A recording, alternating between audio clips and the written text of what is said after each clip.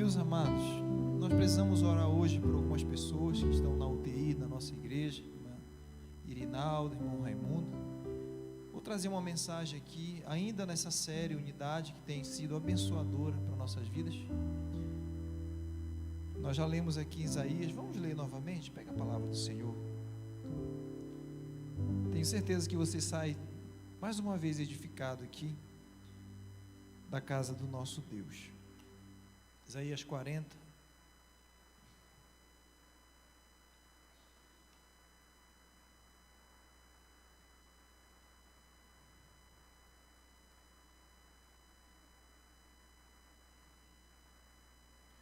O verso 3. Pode ficar do jeito que vocês estão, nós já lemos, né?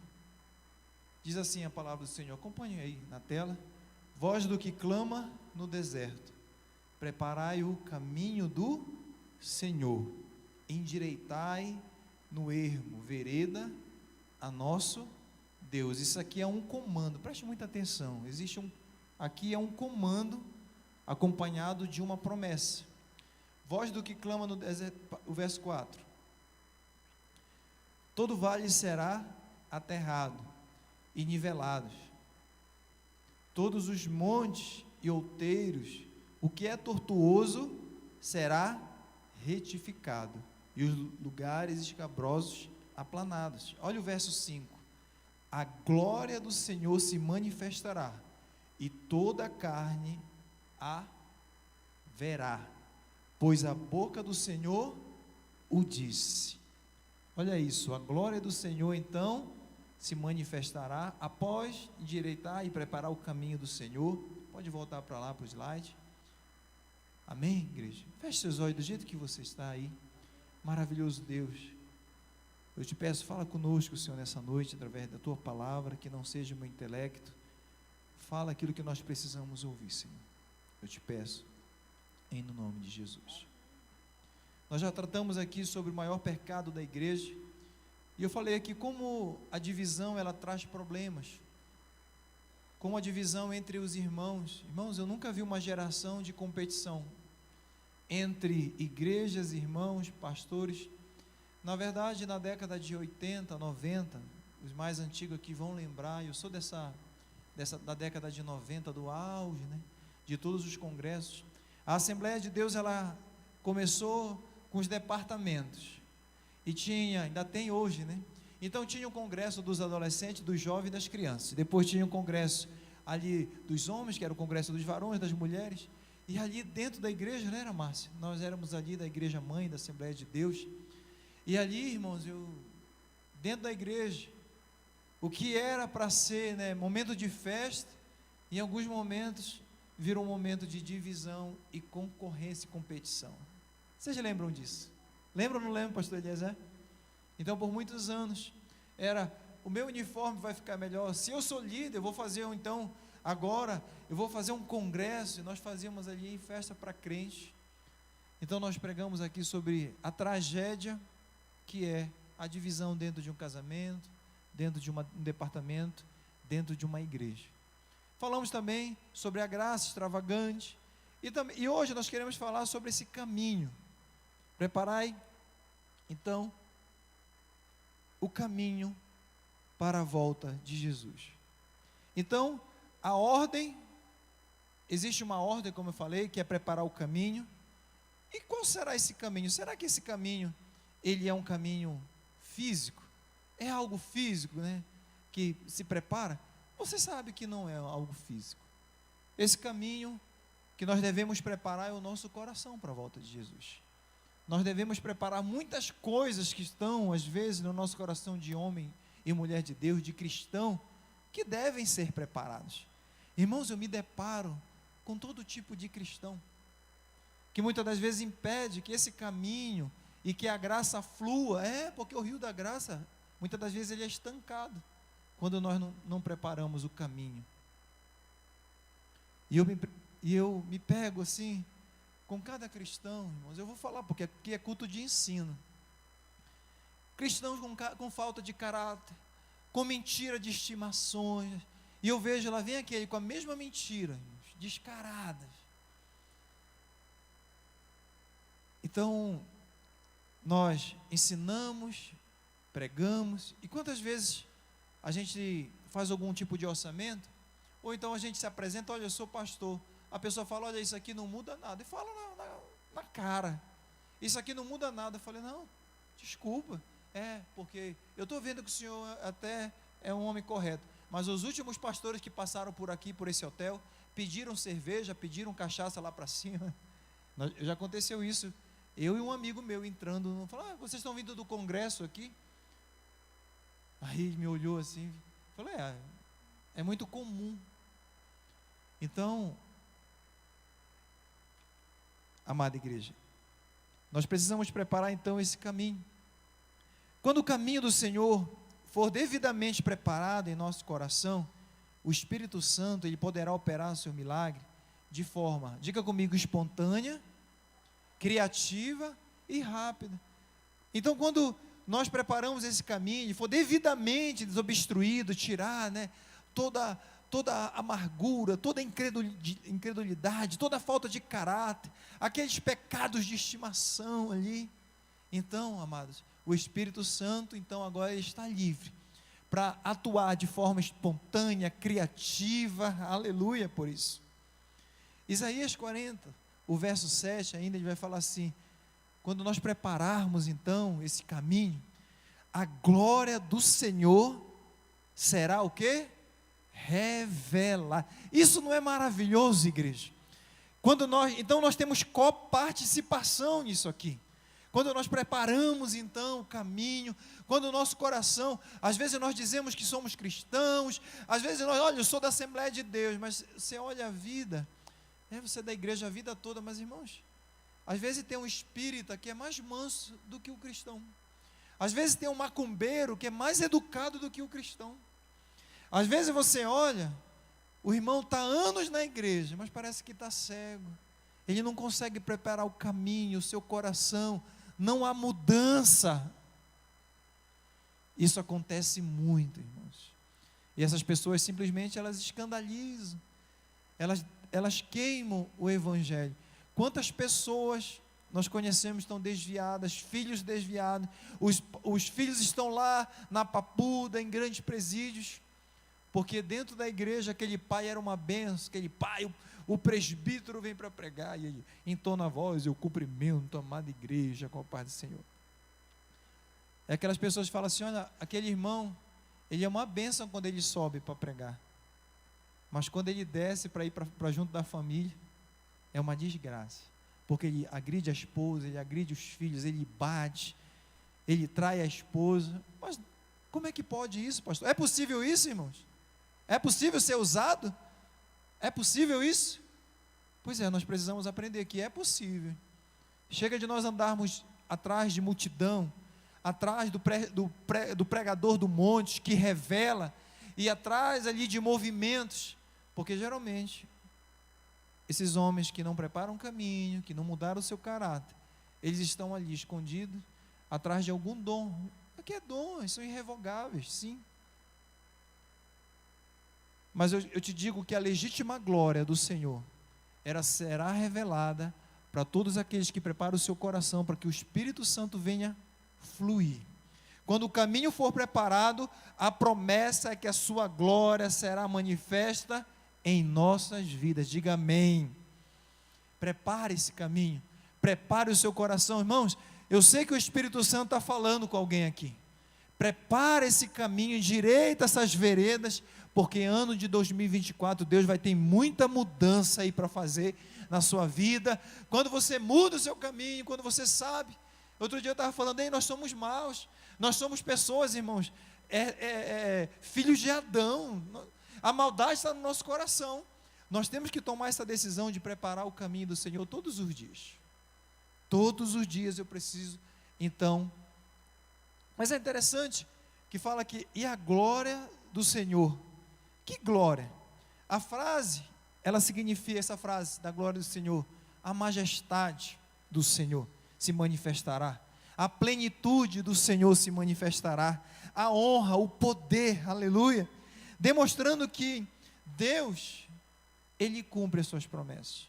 Você está me entendendo? Se Deus fala, olha, preparai o caminho do Senhor, porque Ele vai se manifestar com a sua glória, com a sua majestade. Isso aqui é um princípio. Marcelo falou aqui que nós trabalhamos em concordância. Sempre há uma promessa condicionada, não foi isso? Uma promessa condicionada. Olha, prepara, porque ano de 2024, se você preparar esse caminho, o seu coração, grandes coisas Deus fará. Isso seria ainda mais ilustrado ao enviar o Messias para realizar a libertação do seu povo nos dias posteriores. Porque a Bíblia diz que o Messias, ele é o braço forte de Deus aqui na terra. É a promessa se cumprindo, porque os homens não acreditam. Mas a Bíblia diz que ainda, e toda a carne, isso significa o quê, irmãos? Todos os seres humanos, todos os povos verão essa glória de Deus. Isso aqui era uma promessa de livramento ao povo de Israel. Deus falando com eles: olha, prepara o caminho, conserta as tuas veredas, porque chegará um tempo de se manifestar a glória do Senhor. E outra coisa, toda a carne verá. Denota a natureza humana, a humanidade, de uma forma geral.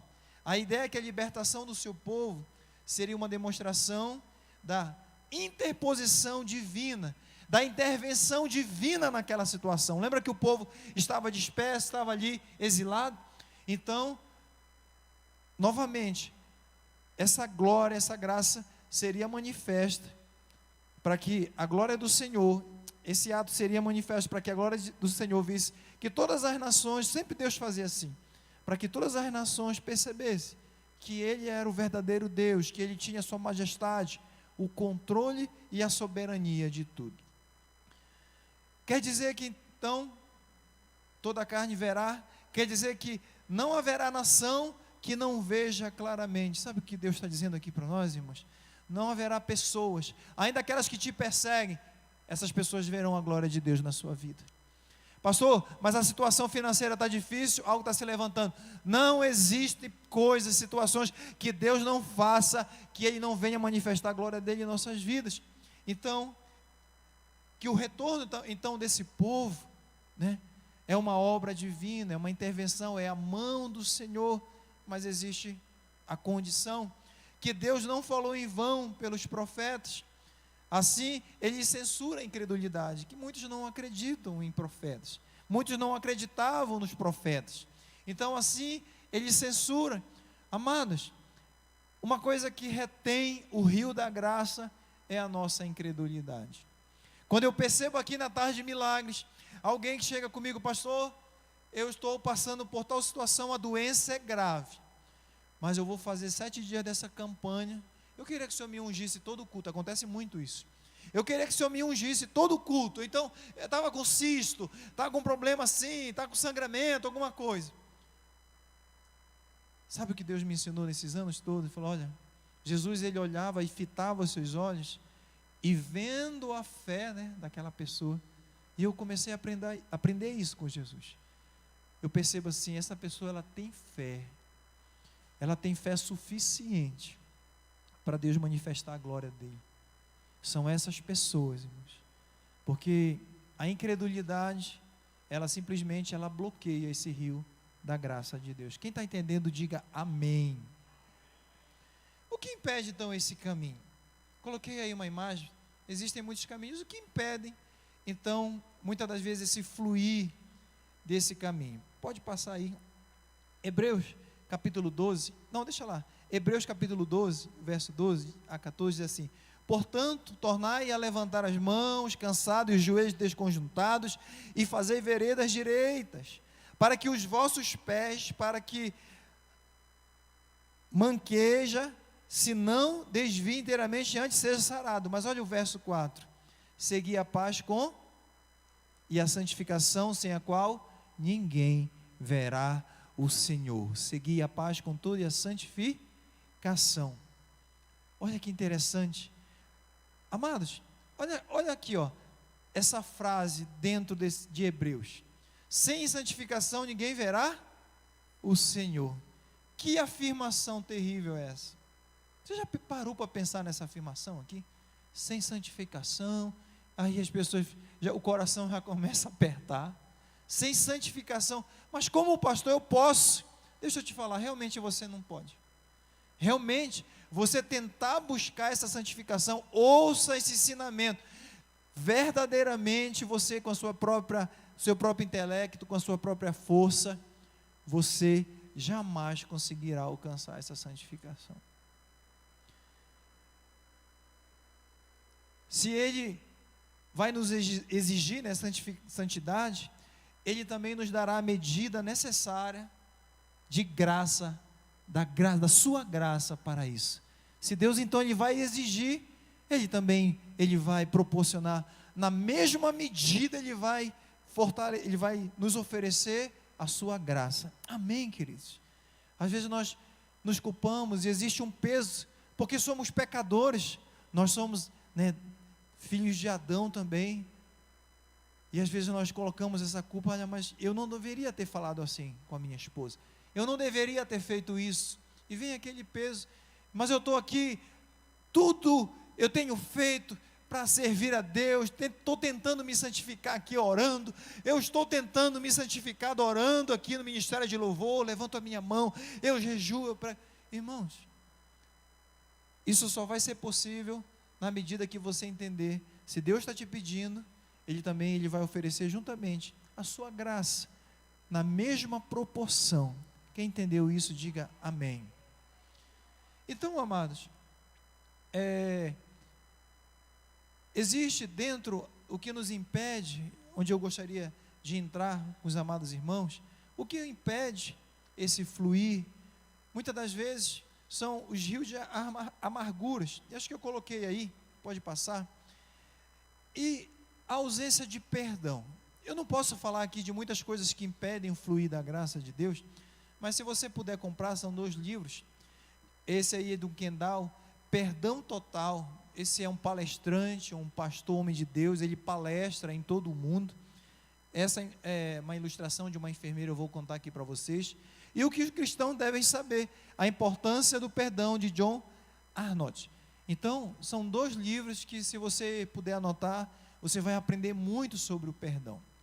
É interessante que uma de suas palestras, aqui, o Perdão Total, o pastor Kendall, ele desce ali do altar, e ele estava falando ali sobre o perdão, sobre o peso, e o que significa verdadeiramente, né, estar liberto da amargura, estar verdadeiramente leve, né, porque a falta de perdão, ela é carregar esse peso. E aí, amados, quando acaba aquela conferência, uma enfermeira, ela estava ali aguardando o pastor, no púlpito, e ali quando ele desce, ele fala, pastor, eu fui estuprada por alguns homens, e há 10 anos, mais ou menos, alguns ossos, o negócio foi tão sério, que alguns ossos meus foram quebrados, eu fui espancado, fui quebrado, alguns ossos eu consegui consertar, mas até hoje, você está vendo aqui o meu braço, está vendo como eu sou, então quem leu esse livro vai saber desse testemunho. E ali ele ficou ali e falou, olha, nós vamos orar por você. Quando ele estava falando sobre perdão, ela decidiu no coração dela liberar o perdão daqueles estupradores. Falou, olha, já faz 10 anos, e ela não conseguia perdoar, porque, irmãos, coloque no lugar também, é muito difícil uma situação dessa para uma mulher, e ela não conseguia, mas ela entendeu ali, de acordo com a palavra de Deus, que era importante naquele momento. Irmãos, o testemunho lindo dela, que fala no livro, é que o pastor começou a orar, e ela começou ali a dobrar, e começou a pedir perdão, e ela começou a entender aquele perdão, e o pastor Kendall, ele fala que ele começou a ouvir barulhos de ossos, voltando ao lugar, ossos que ela não conseguia mais esticar, aqueles ossos começaram, e ela teve ali uma cura instantânea. Olha como Deus, Ele é maravilhoso, Ele deixou essa palavra. Amados, o perdão faz mais bem ao que perdoa do que aquele que é perdoado. Você entendeu isso? O perdão, diga comigo, o perdão, ele faz mais bem ao que perdoa do que aquele que é perdoado. É maravilhoso nós entendermos isso. Talvez alguma área da nossa vida esteja bloqueada, porque existe algum resquício de uma falta de perdão, de perdoar alguém. Então o perdão, ele resulta em uma cura física, emocional, espiritual. O que é isso, pastor, irmãos? O perdão, ele resulta, então, essa cura física, os ossos voltando. Quantas vezes, ao longo do meu ministério, eu vi pessoas sendo curadas de câncer, mas em outras vezes, eu vi pessoas morrendo de câncer também, porque nunca conseguiu perdoar o seu marido. Eu conheci uma pessoa que foi traída pelo marido. Quando ela descobriu, ela começou a emagrecer, ela ficou com muito ódio. Ela jamais imaginava, durante 30 anos aquele casamento, ela jamais imaginava. O marido dela dirigia uma frota de carros, meus vizinhos. Ela jamais imaginava, irmãos, aquela mulher que era saudável, aquela mulher que às vezes estava ali na frente da nossa rua nessa época, todo mundo jogava futebol, era vôlei, participava ali com a gente, quase da nossa idade. Depois que ela descobriu essa traição, em 2 anos, ela definhou e morreu. Em 2 anos, definhou e morreu. O perdão, ele é uma cura física, espiritual, ele traz uma cura também emocional. Traz alegria e a graça de Deus sobre nós. Diga comigo, alegria e graça. A graça de Deus, ela jorra quando nós, então, abrimos esse caminho, nós preparamos esse caminho do Senhor. Que horas são aí? Então, quando nós preparamos esse caminho do Senhor. 13 ainda?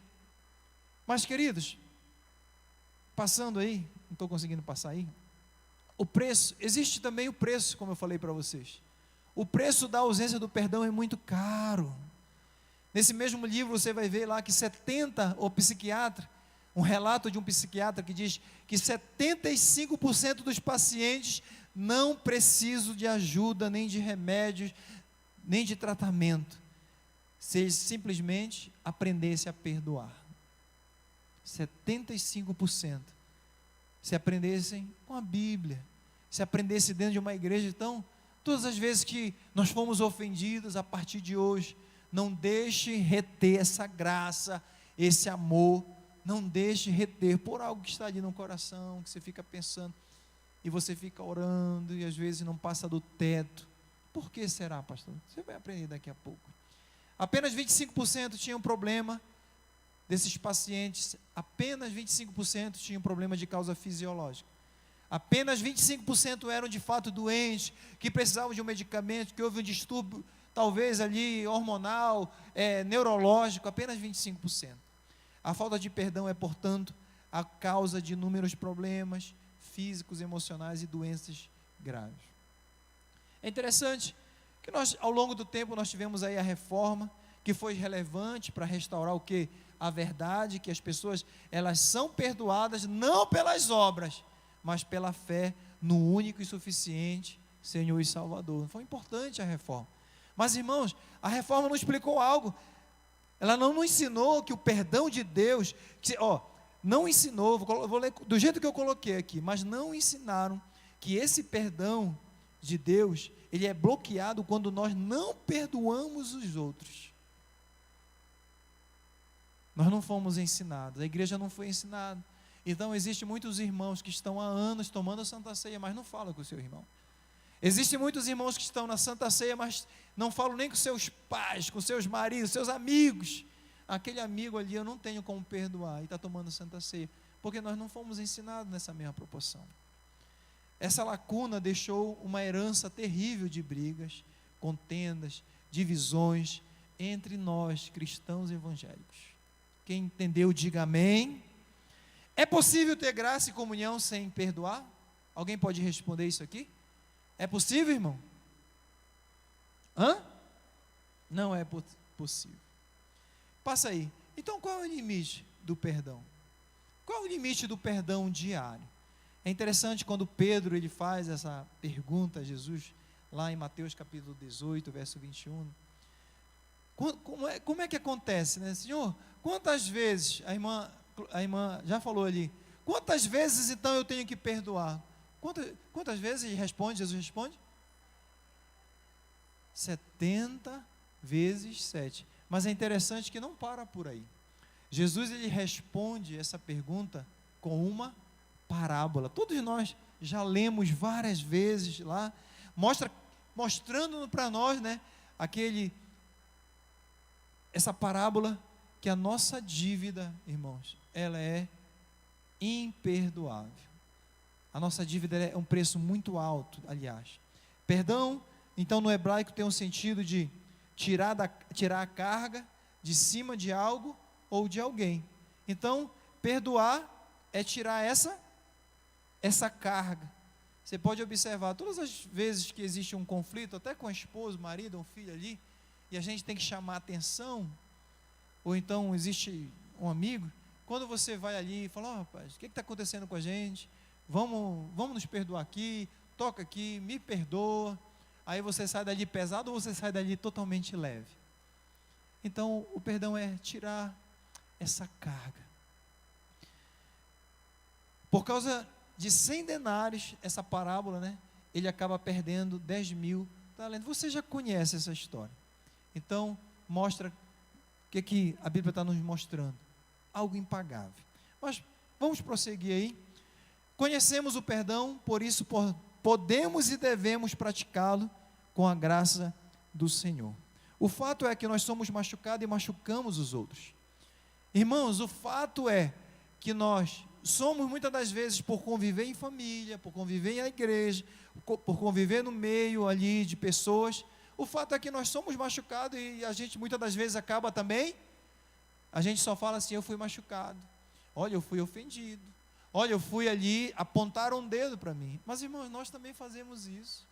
O nosso problema, eu vou trazer os próximos slides, é que nós achamos só que nós estamos sendo injustiçados, é que foi apontado o dedo e o problema sempre está no nosso irmão, mas o meu é mitigado, a minha ofensa e aquilo que eu dirigi ao meu irmão, ele acaba sendo mitigado. Pode passar. Então, existem duas razões que tornam muito difícil perdoar. Qual é? Não entendemos o quanto Deus, pode deixar lá, não entendemos o quanto Deus nos perdoou. Porque quando nós entendemos o quanto Deus fez por nós, o quanto Deus nos perdoou, e quanto a nossa dívida era muito mais alta, quando nós entendemos isso, é mais fácil de perdoar os nossos irmãos. Quando nós entendemos na proporção, olha, fulano me jogou um copo, mas irmãos, fulano me jogou água, fulano não falou comigo, o pastor não tocou na minha mão, são coisas tão pequenas e a gente dá dimensões assim tão grandes. Mas eu vou falar uma coisa para vocês, o perdão também está relacionado ao amadurecimento. Eu não estou falando de idade, eu estou falando de amadurecimento. Quantas vezes nós, na nossa adolescência, juventude, nós ficávamos irritados, mas hoje, muitas das vezes nós preferimos ter paz do que ter razão. É assim ou não é? É assim ou não é? Olha, eu prefiro ter paz e eu vou liberar o perdão, meu irmão, me perdoa. É ou não é? Mesmo às vezes sabendo que nós não cometemos nada. Então, primeiro, é difícil por quê? Porque nós não entendemos o quanto Deus nos perdoou. Mas o segundo, nós julgamos que nós somos melhores do que os outros. Então, todas as vezes que nós achamos, eu sou melhor, nós somos tão maus, irmãos, quanto nossos irmãos. Nós cometemos atrocidade, tão quanto as pessoas cometem muitas das vezes com a gente. É que a gente acaba diminuindo, mitigando, mas às vezes nós viramos o rosto, às vezes nós fazemos sim intencionalmente, como eu falei para vocês. Mateus, lá no capítulo, pode passar, capítulo 7, verso 3, diz assim, e por que reparas tu, todo mundo conhece, no argueiro que está nos olhos do teu irmão, e não vês a trava que está nos teus olhos? Ou como dirá o teu irmão, deixa-me tirar o argueiro do teu olho, estando uma trave no teu. Todos nós temos essa imagem, está vendo essa imagem aí, eu estou olhando aqui para ela? Nós temos trave nos nossos olhos que nos impede de perdoar, porque elas distorcem o que? A nossa visão. Eu coloquei uma imagem aqui, ó, distorcida. Nós temos essa dificuldade porque nós temos uma visão distorcida, porque tudo que eu faço eu diminuo e justifico. Você já parou para pensar? Tudo aquilo que eu faço eu diminuo e dou uma justificação. Não, mas eu fiz isso, não é tão perigoso, não foi tão ruim, e eu justifico. É ou não é, irmãos? É ou não é? Tudo que o outro faz eu amplio, condeno e não justifico. Mas agora foi o máximo. Não, mas isso aí, olha, o que eu fiz é pequeno.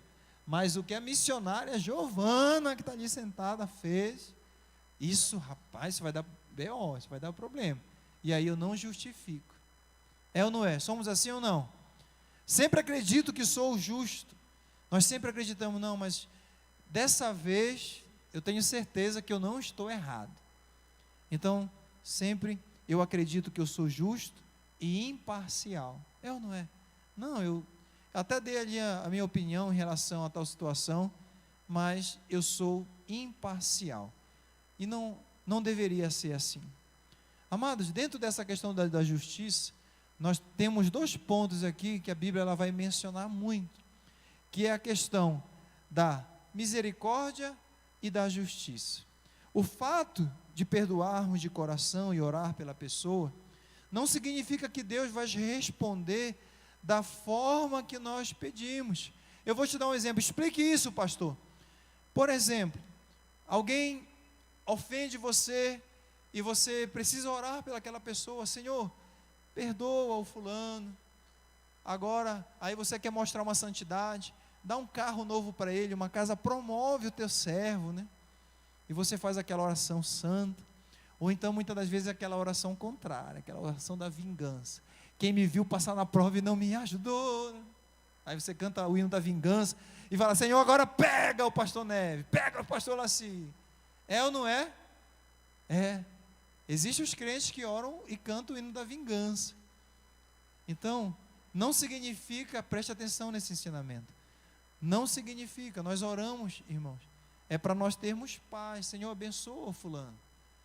Talvez ele estava no momento, talvez ela estava ali num momento muito difícil, e eu sempre falo isso para minha esposa, eu falo, olha, fulano, aconteceu tal coisa comigo, amor. E eu falei uma coisa que ela falou, eu aprendi isso contigo. Eu falei, amor, tu já prestou atenção que o problema sempre é essa mesma pessoa? Olha no trabalho, olha na família, olha na igreja, essa pessoa dá problema para todo mundo. Então, às vezes, não é você, irmãos. Você tem que orar, olha Deus, abençoa, que essa pessoa ganhe maturidade, que essa pessoa tenha maturidade o suficiente para entender que ela está ferindo pessoas. Essa deve ser a nossa oração. Olha, irmãos, e essa oração ela funciona. Essa oração a Deus, como Ele ensina na sua mensagem, ela funciona. Então, pastor, por que então eu devo orar? Irmão, você ora e essa oração é para você. Eu já falei isso aqui para você. A oração, ela nos melhora. Nós não oramos para... Deus, Ele é soberano, Ele pode ouvir a nossa oração, mas Ele pode... você quer que eu dê uma casa, você quer que eu mate, né? E se Deus falar, tá bom, eu vou fazer justiça com ele, mas eu também vou fazer justiça com você, na mesma proporção. Você ainda quer? Não, Senhor, usa da tua misericórdia. Agora a tua misericórdia. É ou não é? Somos assim ou não? Usa da justiça com ele e da tua misericórdia comigo, Senhor. Nós somos assim, irmãos. Mas para que então, pastor, eu devo orar? Deixa eu te falar uma coisa. Você deve orar porque essa oração vai acalmar, vai fazer com que você libere esse perdão. Mas o que é que Deus faz? Deus, Ele é misericordioso, mas Ele é, diga comigo, Ele é justiça. Existe uma grande diferença entre perdoar também e aceitar a continuidade do abuso. Você me entendeu? Existe uma grande diferença entre perdoar e ainda aceitar a continuidade. Aquele irmão de novo foi lá e ele chegou com você e ele passa no teu lado, ele pisa no teu pé, ele te dá uma alfinetada. Você precisa, mulher que foi abusada, mulher que foi agredida, mulher que foi estuprada, irmãos, ela perdoou, mas ela precisa conviver agora com isso? Olha a diferença aqui. Sabe por que eu estou te ensinando isso? Porque muitas das vezes nós passamos por esses abusos, mas você não é obrigado. Você entregou para Deus isso. Você entregou para Deus, você orou, mas você pode usar também a justiça da terra, as leis. Olha, eu fui lá porque eu estou sendo abusado, eu fui porque eu estou sendo agredido, e eu falo isso Quer ver aí no gabinete? Pastor, eu estou sendo agredida. Chegou, quebrou a porta, me mostrou a foto outro dia. Quebrou a porta, eu fechei a porta, dei um chute na porta, está aqui a porta, está aqui, roxo. Falei, irmão, bora aqui. Liguei para o delegado, falei, estou mandando aí. Mas não, pastor, eu não quero nada de polícia. Irmão, a senhora vai continuar sendo agredida. Minha esposa lembra, ela me mandou as mensagens, irmão. O que aconteceu? Ela apanhou tanto que teve que voltar para a Bahia. Por quê? Irmãos, nós precisamos perdoar sim, mas nós não somos obrigados a continuar com o abuso. Quem entendeu isso, diga amém.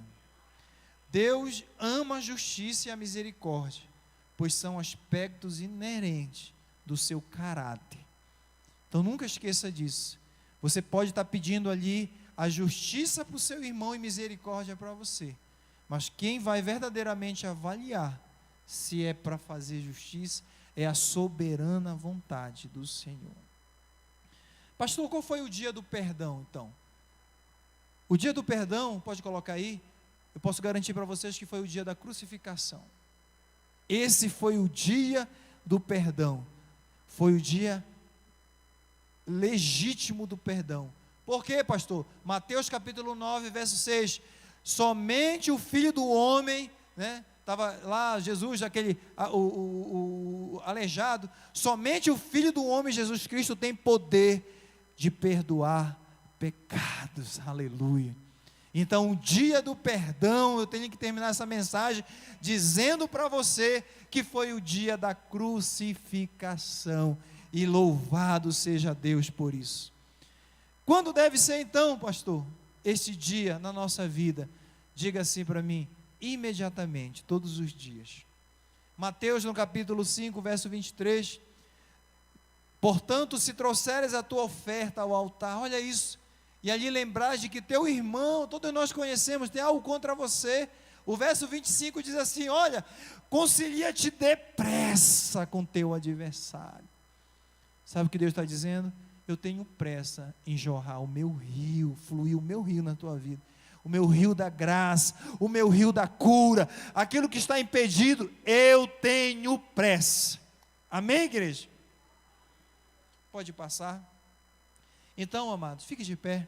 Ministério de Louvor, vamos adorar. Falta 3 minutos para nós encerrarmos. Preparemos o caminho do Senhor em nosso coração. Tiremos todos os obstáculos da amargura e do ódio e liberemos o perdão total, para que a graça de Deus nos inunde e flua livremente para todas as pessoas ao nosso redor. Amém, querido?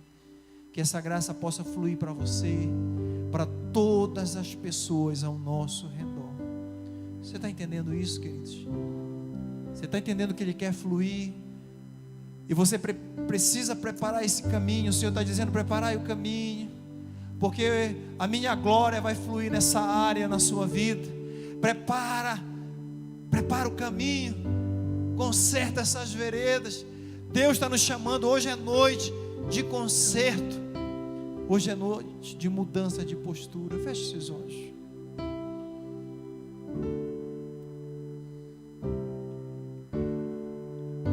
Talvez você esteja orando, buscando. Talvez você esteja há dias clamando, há meses, mas existe alguma coisa obstruindo. Eu quero que, pode cantar mais um pouquinho, isso, eu quero orar com você, ainda com os olhos fechados. Você coloca a mão então na direção desse coraçãozinho aí, e hoje Deus vai desobstruir aquilo talvez que você nem saiba. Eu posso ter coisas aqui, eu vou pedir também a Deus, porque nós nos achamos os mais justos, os mais corretos, mas foi pregado aqui que às vezes nós queremos apontar o dedo, e quantas vezes o erro, a ofensa e o ofensor somos nós. E você vai pedir isso para Deus. Peça isso para o Senhor. Senhor, se houver algo, o fluir, Senhor, do teu amor, as minhas orações, aquilo que eu tenho pedido, eu coloco agora diante do Senhor. Que a partir de hoje seja diferente. Eu peço perdão, Senhor, aos céus. Eu peço perdão ao Senhor. Tira, Senhor, os pecados escondidos Tira os pecados intencionais ou não intencionais, os pecados, Senhor, cometidos através de gestos, da mente, de desejos, de coisas obscuras que só o Senhor sabe, Pai. Vai nesse coração e tira. Nós queremos deixar o nosso coração totalmente desobstruído nessa noite, Senhor, para que o rio do Espírito Santo de Deus possa passar e a glória do Senhor seja manifesta. Aleluia, Espírito Santo. Nós cremos, Senhor, que hoje teve mudança aqui, Senhor. Flui, Senhor, em todas as áreas da vida do teu servo. Flui em todas as áreas na vida da tua serva. Nós vamos ver o fluir. E todos os povos, todos os nossos parentes, eles verão, Senhor, manifestar da tua glória. Pai, nós queremos ainda te pedir, Pai, visita a irmã Irinalda, a tua serva que está hospitalizada ali, Senhor, no hospital de Águas Claras, na UTI. Repreende o espírito da morte. Senhor, nós cremos, Senhor, que tu és poderoso e que a tua bondade, a tua soberania pode visitá-la naquela UTI e levantar a tua serva. E tem dado certo todas as vezes que nós oramos e clamamos. Visita também o irmão Raimundo, Senhor. Levanta teu servo daquela UTI, Pai, que ele venha dar o testemunho dizendo que eu senti o anjo do Senhor me tocando, Senhor, numa quarta-feira à noite, nas 9 horas. Nós cremos no teu agir, Pai. Nós podemos crer que o amanhã será muito melhor, Senhor, na nossa vida. Nós cremos que hoje o teu rio passa em nossos corações e as portas, a porteira, Senhor, desse coração está escancarada, e onde passar, Senhor, o rio da graça, vai haver mudança em nome de Jesus. Amém.